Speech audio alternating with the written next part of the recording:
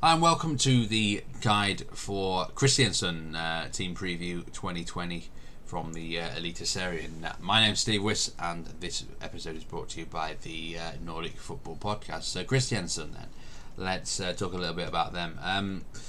Well, last season they finished a remarkable sixth. They did really well, and they've continually overachieved ever since they got promoted a few years ago. They've got a fantastic manager in Christian Mikkelsen, who I would hold in very high regard. He gets the absolute most out of this team, considering the resources they've got. Now the stadium only holds 4,500, but that particular ground, the fans really make a great noise. The atmosphere is superb. I think it's a big reason why Kristiansund have done so well in recent years, is to generate such a hostile environment for opposition players, and they're not going to have that though now with the behind closed doors. So I think they're going to lose a little bit of an edge, and I've got them predicted down in 13th, which might be a little bit too negative. I just feel like this is the year they might drop a little bit. They're not going to be bad by any means, but to be fair, every single season I kind of predict them relatively low, and they just always amaze me by continuing to overachieve.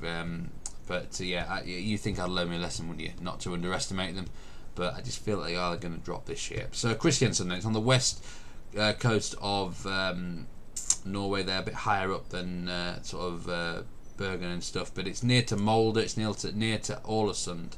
The sort of the big rivalry is between those two sides. I put Ålesund as the main rivalry this year because they're sort of going to be fighting closer to each other, but Molde historically as well is a big rivalry for Kristiansund. They've got a mixed bag of fixtures in terms of ease early doors, but they've got Rosenborg away first up, which is difficult. Ålesund at home, which is a local derby. I mean, I put that as green, but only because Ålesund are newly promoted. It's a chance for them to do something. It might not be as easy as you think. And they've got Mjøndalen away in there as well, but Molde on the list, Haugesund away, Goodser away. On the whole, it's probably not the easiest start, is it, for them? I think certainly defensively they're going to maybe have some issues. But anyway, let's get into the main sort of fantasy section for Kristiansund. And we start with the goalkeeper. They've got Sean McDermott, who's a top keeper, and I would have definitely considered him in my team. But he's injured for probably 3 months, which is a massive blow. Who's going to take over the gloves, you might add? Well, you've got Mbai, here's an option. Holman Johansson as well, who's come from Brann. But let's just see who takes the gloves. It's going to be interesting. Defensively, Christoph Seesche has been one of the biggest, most popular picks in fantasy in recent years because he scores goals from set pieces and corners especially. He's an absolute physical beast, a monstrous figure. Can he keep doing it? Let's see.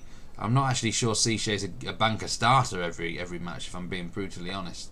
There's usually quite a bit of rotation within Kristiansund, but if you want to pay out for him, you can. How many clean sheets are they going to get? McDermott is a big reason why they kept any clean sheets last year at times. Probably the two players that are going to interest you from Kristiansund are Flammer Castrati up front and Amal Pellegrino in midfield. Now, I like Pellegrino. He absolutely was brilliant since he joined the club midway through last season. 9 million is really steep, though. Now, I expect Pellegrino to go well, but it might be quite sporadic how well he goes, ups and downs, and that's just too much of a premium to pay on a player involved in a team that I'm predicting 13th. So I like Pellegrino, but I think I'm going to have to pass on him.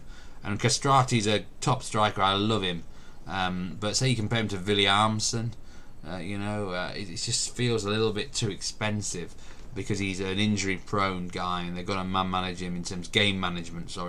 Don't push him too hard. He's often on the treatment table, which is a big concern. But I do like them two players.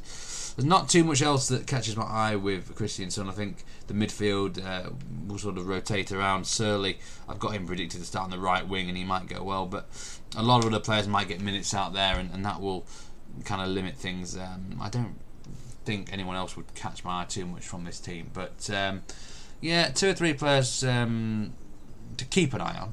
But overall, I'm a bit low on Kristiansund this year, and I wouldn't probably consider having anyone in my squad at the start of the fantasy season. So that will do for this video. I hope it gave you a bit of insight into Kristiansund.